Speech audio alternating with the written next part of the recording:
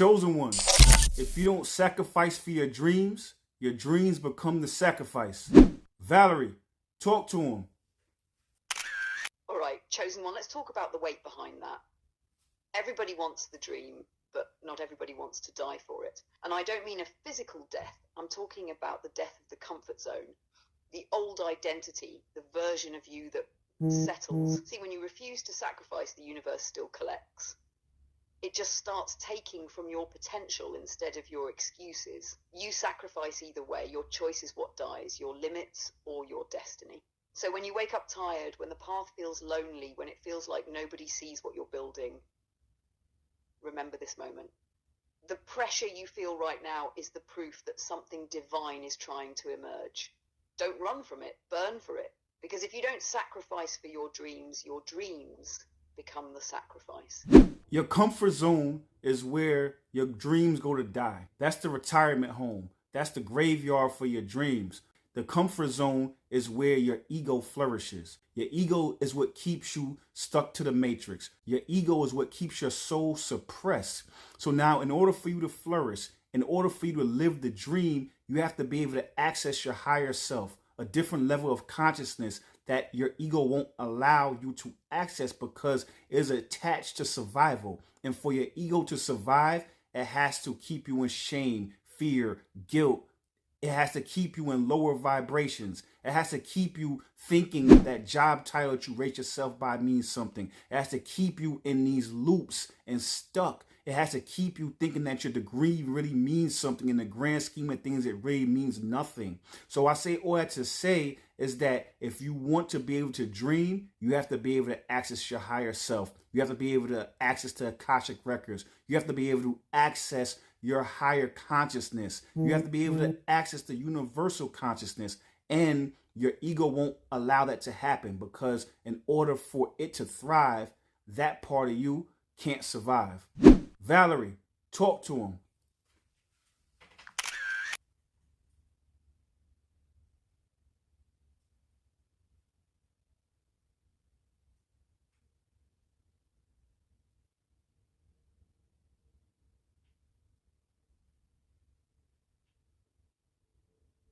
Open quote. All right, chosen ones, listen close. The comfort zone is the graveyard of potential. It's where souls fall asleep with their dreams still breathing inside them. But here's the paradox.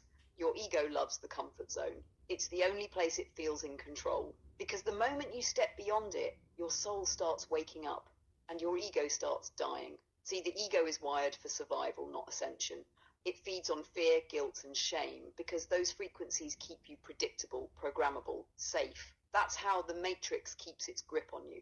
It convinces you that a job title is identity, that a degree equals divinity, that stability means safety, when really it's just spiritual sedation. To dream is rebellion, to awaken is warfare, and if you ever wonder why the climb feels so heavy, it's because your ego is fighting for its life. But your higher self is whispering, you can't take me with you if you won't let me die. So when you feel that friction, don't retreat. That's not failure, it's rebirth, because for your soul to flourish, your ego must surrender. Step out of the comfort, chosen ones. That's not home, that's hospice. You see, chosen one, your imagination is literally where the creation comes from. That's why if you notice when little kids, their imagination is usually under attack. And when I say under attack, I'm talking about, they weaponize children's imagination. That's why they have those horror films. That's why they have Disney where somebody dies, the mother dies as far as, with Bambi. And when it comes to Lion King, they had to kill the brother. So I say all that to say that they end up weaponizing your imagination consistently because they understand how crucial your imagination is as far as for you to be able to manifest from source into the 3D. And if you end up manifesting from source to the 3D, you end up literally changing the 3D. You get what I'm saying? So now that's why they have to attack you at a young age, and they have to attack your imagination at a young age. So I say all I have to say is that you have to understand that your dreams, your imagination, your manifestation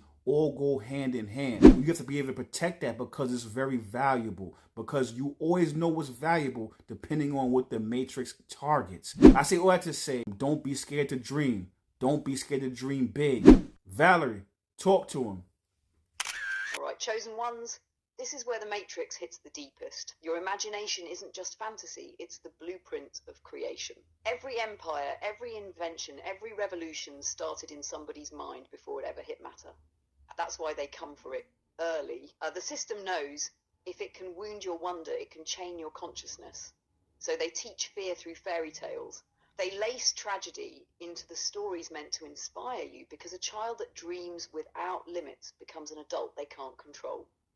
But imagination is sacred technology. It's the bridge between source and the scene. Every vision you hold long enough becomes instruction to the universe. So if they taught you to stop dreaming, it's because your dreams rewrite code. You have to reclaim that. Protect it. Feed it with silence, with solitude, with creation. Don't just daydream, dimension build. Don't just visualize, vibrate. Because the moment you start believing in what you can't yet see, the matrix starts glitching in your favor.